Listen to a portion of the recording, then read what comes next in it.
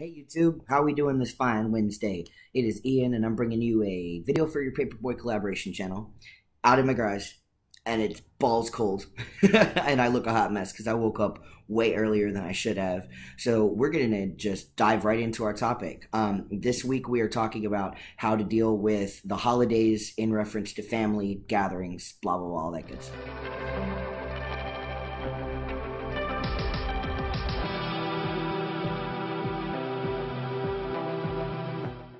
So I I haven't really had an issue with this until very, very recently, and it kind of breaks my heart a little bit. So, some personal background information. So, I just got married in October to my lovely husband, who I don't know, he's a goober. It is what it is.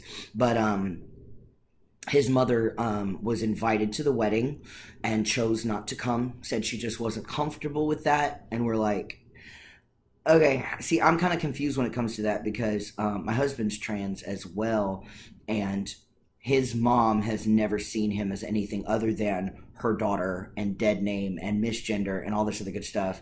So you would think that she would be happy that he was marrying a man, right? Something about that just didn't sit right with her. I don't know if she knows I'm trans or what, but either way, it is what it is. So yeah, she chose not to come to the wedding. His brothers were not invited to the wedding, and it was explained to them that a considerable number of the guests were transgender women, and if he misgendered somebody, I'd probably have to kick him in the balls because he would do it on purpose. So yeah, there's that. And then, some time passes, Thanksgiving rolls around. Now, my husband's mom is actually, she has pancreatic cancer. She's not doing good. It is not pretty right now. So Thanksgiving rolls around, and they all decided, since she can't travel, to go to her house for Thanksgiving. And of course, Shane is the only person that knows how to cook, and his mom can't right now because she's so sick. So they left all of Thanksgiving dinner on him. Well, that's a big undertaking for just one person with no assistance. So I told him, I says, I'm happy to come if you want, and I'll just help you do whatever. I'll keep my mouth shut. I won't say anything. I won't defend you, even though I will desperately want to. So he called his mom, and his mom said, I'm not comfortable with you bringing your friend. Yeah. And Christmas is coming up, and, it's the same deal, pretty much. I'm not in their family. They don't see it that way. They just refuse. The vast majority of my family I don't speak to anymore. They're not great people anyway, and it really doesn't have everything to do with my transition. It has to do with a lot of different things. So they're not a factor. My dad and my brother live here with me. Hey, they're cool. It is what it is. But I feel bad that there's a whole part of him that I'll never know, that I'll never really be a part of. And, most of his family just refuses to accept anything. I mean, there's a few diamonds in the rough here and there, but for the most part, it's like that. So, when it comes to dealing with family in the holidays and stuff like that, let me turn my ringer off here. I don't really have a lot of experience with that from a negative aspect of things, just being left out. And I know that there are a lot of you that, go home for the holidays or whatever the case may be, and they misgender you and they dead name you, refuse to respect or accept your identity and who you are, and that sucks. But I don't have anything to say about that in particular. The only thing that I can say, that I can talk on, is being left out, being ostracized because of who you are. And it does hurt. It's not an easy thing to handle, honestly, because I feel like he's my husband. I'm going to spend the rest of my life with him, hopefully.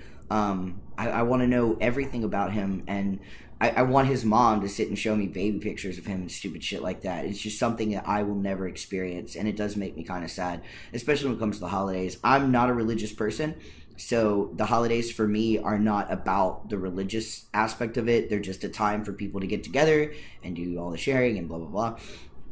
And I'll never experience that with his family, even after his mom passes on. Yeah, that's just something that his brothers they're not going to include me. They're just not. The thing that I keep remembering, though, And I keep putting myself back in a position to where, okay, I remember the positive side of things. Like, that's true, that's never going to happen for me, and that makes me kind of sad. But look at what I do have in my life. And I know that for a lot of people who are ostracized by their family, they end up having, like, a Friendsgiving kind of thing, or you know, for Christmas, they get all together with their friends, and that is a family gathering. There's this old proverb that I'm sure you've heard, blood is thicker than water. I had this quoted at my wedding because most people don't know the entire proverb. It does not just say blood is thicker than water. That's only half of it. And the meaning gets translated really backwards because of it. So the entire proverb is, the blood of the covenant is thicker than the water of the womb. And that means that familial ties will never be as strong as those you choose to make in your life. So the people that you call your family, the people that you surround yourself with on a daily basis, will have a tighter, stronger bond than something as simple as genetics. And I find that beautiful. So if it helps at all, when you find yourself left out, try to remember that the people that you choose to have in your life are a lot tighter than you would have initially expected. And in the end, they do become your family. So, I don't know. Hopefully that helps somebody. Hopefully now people will start using the proverb correctly. I mean, I don't think this video is going to get to too many people, but we can try, right? So that's it. That's my video for this week, with my hair a hot mess, and I'm wearing a big, thick, fluffy bathrobe because I'm outside and it's warm, and I'm wishing my cat would come and cuddle with me because, you know, he does make it warmer. So I will see y'all next Wednesday. We'll have a different topic then. Make sure that you check out the next video that you'll find here in the little clicky box, and subscribe so you can keep up with everything that's going on with our channel and update on all our videos. Y'all have an awesome, awesome week. If anyone, you know, needs to find me, you know where I am. So take care. See you next Wednesday.